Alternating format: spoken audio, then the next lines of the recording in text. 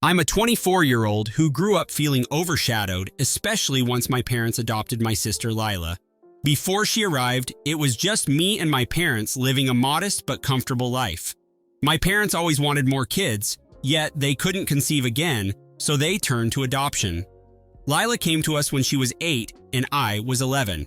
I remember feeling excited at first because I had always longed for a sibling. The day she arrived, she wore an over-the-top pink dress and shiny shoes that clicked on our hardwood floor. She barely spoke, just clung to her stuffed rabbit. I was determined to make her feel welcome, certain we'd be close. But from the moment our parents introduced her as the new addition to the family, it felt like everything shifted. Suddenly, I was expected to share my room, my toys, and my parents' attention. People cooed over her, calling her adorable, and praising my parents for rescuing a child who had gone through tough times. I wanted to be supportive, but I couldn't ignore how quickly the dynamic changed.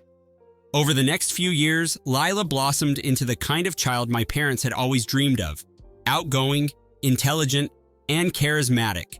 She seemed to radiate happiness. Teachers adored her, classmates admired her, and my parents cheered whenever she came home with academic trophies or special recognitions. Meanwhile, I was quiet, more introverted, and not exactly showered in achievements. I had good grades, but they were overshadowed by Lila's exceptional accomplishments. As we both got older, she also became increasingly bold. When she wanted something, she got it. She saw no boundaries, no consequences. My parents, ecstatic that their adopted daughter had settled in so well, gave her free rein.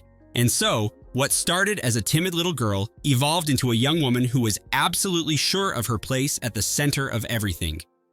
By the time I started college, Lila was in high school and well on her way to becoming the town's golden girl. She was a top student, a gifted singer, and a social butterfly. My parents admired her every move, showering her with praise while politely overlooking me. If I brought up how she bossed me around, fetching snacks, carrying her books, they brushed it off as harmless sibling banter. When I complained that she never thanked me, they shrugged and mentioned how grateful Lila was to have found a loving home. Meanwhile, I was expected to be understanding because, after all, she'd had a traumatic childhood. But the truth was, Lila seemed entirely unbothered by her past. She reveled in the attention.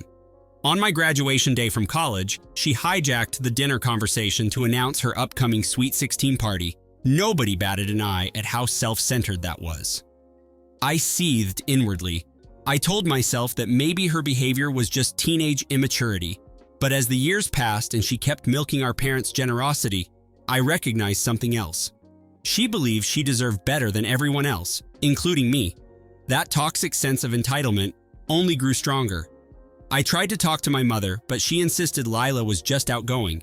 Dad told me, "You should stand out more, then you'll get attention too." I felt invisible in my own family.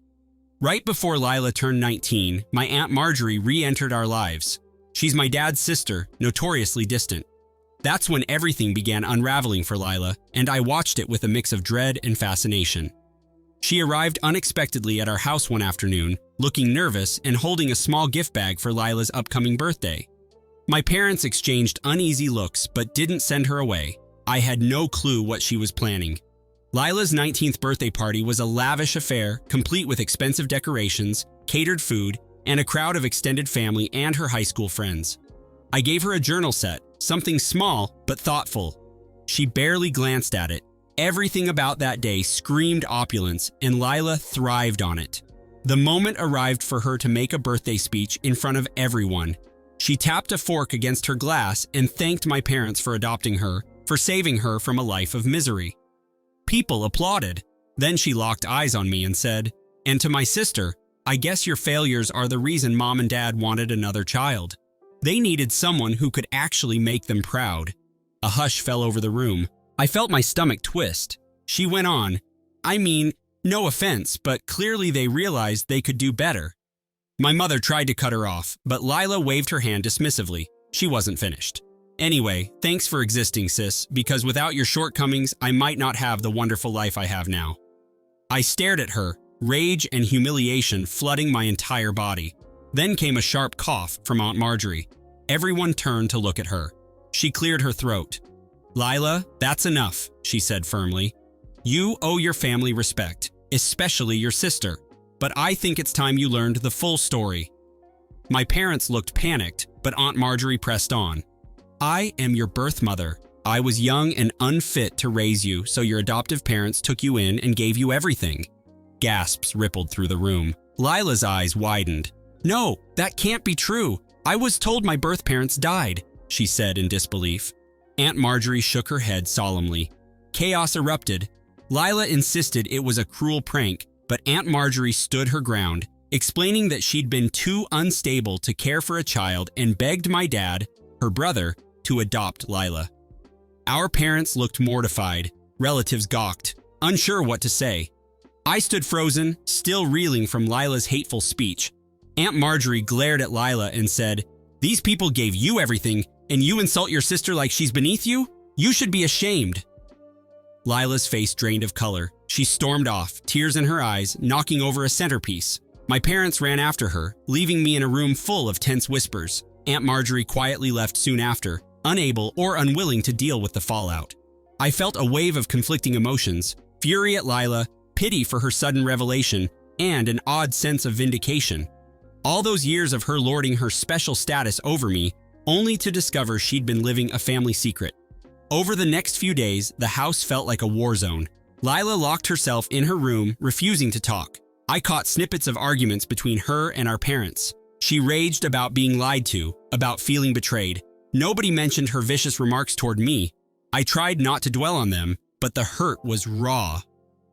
Finally, I decided I was done being the doormat. I started researching apartments, determined to leave the toxic atmosphere behind. But before moving out, I wanted Lila to face the consequences of her cruelty. She was used to lavish gifts, a brand new car, and the promise of a pricey private college. Our parents were drowning in debt because of her. I had a plan to make sure they understood just how unsustainable that was. Part of me relished it all. I had a decent job at a startup and a bit of savings. My plan was simple: expose how my parents' finances were on the brink of collapse because of Lila's demands and encourage them to stop enabling her. Without their bottomless support, she'd have to fend for herself. It wasn't as if I was stealing from her. I was just tearing away the safety net she'd taken for granted. First, I gathered financial documents I'd seen lying around: credit card statements, car loan bills, overdue notices. Then I compiled them into a neat spreadsheet. One evening, I approached my parents in the living room, politely asking if we could talk. Lila was sulking in her room, so it was the perfect chance. I laid out the numbers, showing them the interest rates, the balances, the minimum payments that barely dented the overall debt. My mother's hand flew to her mouth. My father sat there in stunned silence. "You'll never retire if you keep this up," I pointed out. "And what happens if an emergency pops up?" My parents exchanged worried looks. Then they mumbled about not wanting Lila to feel deprived. I told them, "She's not deprived, she's spoiled. She barely even thanks you for everything you do." They didn't argue. The next day, Lila overheard them discussing selling the new car they'd co-signed for her. She confronted me, screaming that I was sabotaging her future. I shrugged and said, "You sabotaged mine long ago by treating me like a doormat." She called me pathetic, insisted our parents would never cut her off. But once they saw the numbers, they couldn't ignore reality. They put the car up for sale, leaving Lila furious and helpless. It was a step toward my revenge, and it felt surprisingly satisfying to me. I also knew Lila had pinned all her hopes on attending a prestigious private college. She bragged incessantly that our parents would spare no expense because she was their true star. But I showed them how impossible it was to finance such tuition on top of their existing debt. They were shaken, realizing they'd be jeopardizing their retirement and possibly their home if they tried. Lila, eavesdropping again, flew into a rage. She accused me of ruining her life, of being jealous that she was destined for greatness. Well, I refused to engage. Instead, I calmly said, "Apply for scholarships or look at more affordable options." She stormed away, yelling that I was petty and vindictive. Frankly, I was done caring. She'd never once apologized for her cruel birthday speech, never shown a shred of regret. Her meltdown only confirmed that she saw me as an obstacle, not a sibling. My parents, finally opening their eyes, decided they wouldn't co-sign massive loans. Lila tried to guilt trip them, but the financial reality was too stark to ignore. It was the first time I'd seen them stand firm against her demands. One night, she confronted me, tears in her eyes, asking if I was proud of myself for destroying her dreams. I told her, "You destroyed my dignity for years and you never felt sorry about that. Maybe this is karma." She called me a monster, but I simply walked away, satisfied that she finally understood what it felt like to face consequences.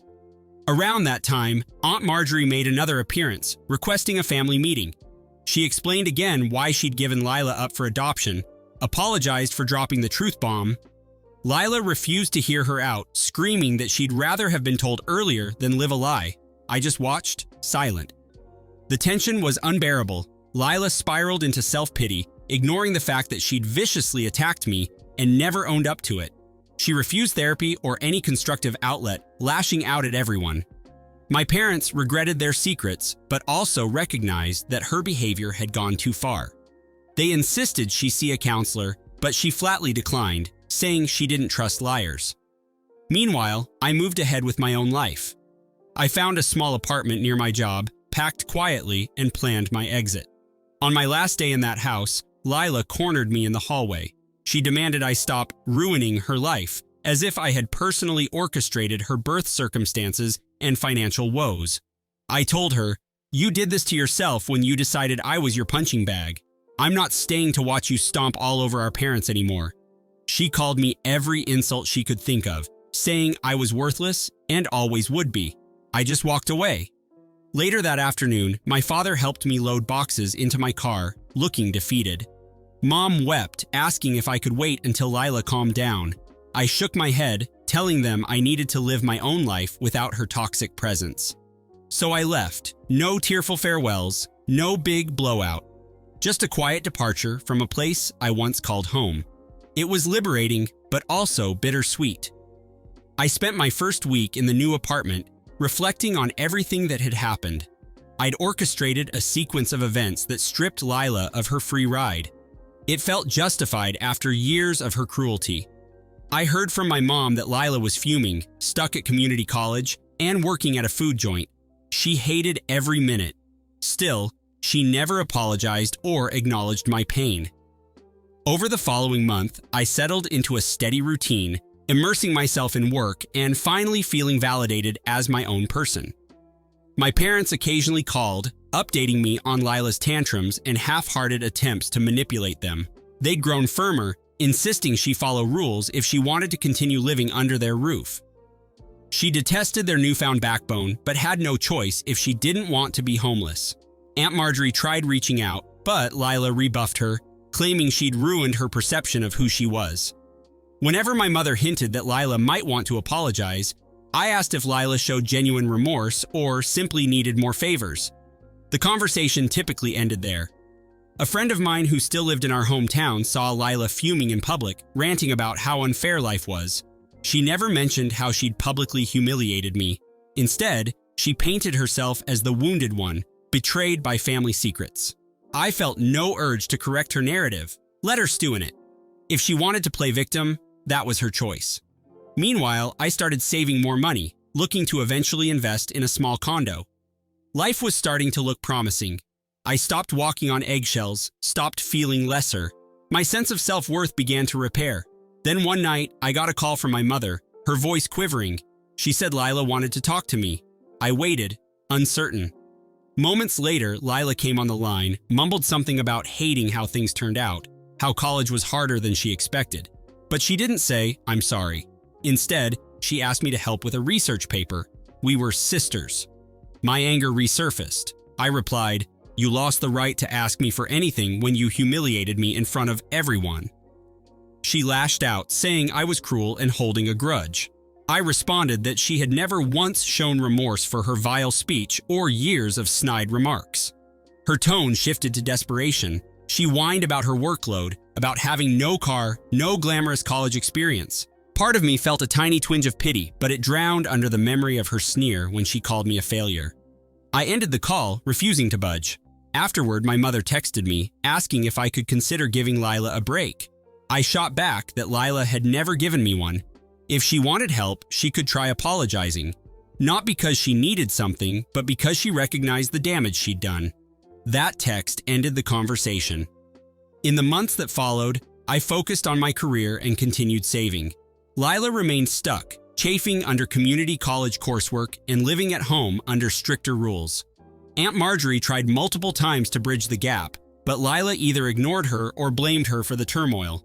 I cut off all direct communication, blocking Lila's number. If she wouldn't show genuine remorse, then I saw no reason to let her drain my energy any further. Occasionally, I'd get secondhand updates from my dad, who sounded exhausted. Lila blamed everyone but herself, insisting she'd been robbed of the life she deserved. I felt no regret. In my mind, my revenge was complete. She now felt powerless in a world that no longer coddled her. Eventually, she faded into background noise for me. I had my own milestones, a promotion, a relationship, confidence once I left behind. Every now and then, I recalled Lila's birthday and felt the sting, but it lessened, replaced by the satisfaction of knowing she couldn't trample me anymore. For a while, that's the story. My spoiled adopted sister tried to humiliate me by calling me a failure and claiming she was the prized child. Then our aunt revealed she was actually Lila's birth mother, shattering her carefully polished identity. Lila never apologized, and I never forgave her. Instead, I ensured my parents realized the financial black hole they were falling into, cutting off her endless supply of funds. She lost the new car, her chance at a pricey private college, and the illusion that she could snap her fingers for whatever she wanted. I moved out, found peace, and watched from a distance as she scrambled to face reality. Even now, I won't speak to her unless she shows genuine remorse. Some might call me heartless, but after years of her contempt, I felt justified. I never asked for her to be dropped into my family and overshadow my every accomplishment. She took it upon herself to tear me down whenever possible, and for what? So she could feel superior? Well, now she's reaping the consequences. I don't know if she'll ever learn to be humble, but that's no longer my problem. I'm content building my future without her toxic presence. Revenge doesn't always mean a dramatic showdown. Sometimes it's quietly forcing someone to live in the mess they created. She demanded a stage to belittle me, and all she got in the end was an audience for her downfall. I'm free, and that's all that matters. Maybe one day she'll seek atonement. Until then, I have zero interest in being her safety net or emotional punching bag. My parents finally understand that their blind spoiling contributed to this mess. Aunt Marjorie still hopes for reconciliation, but I won't hold my breath. As far as I'm concerned, this chapter is closed.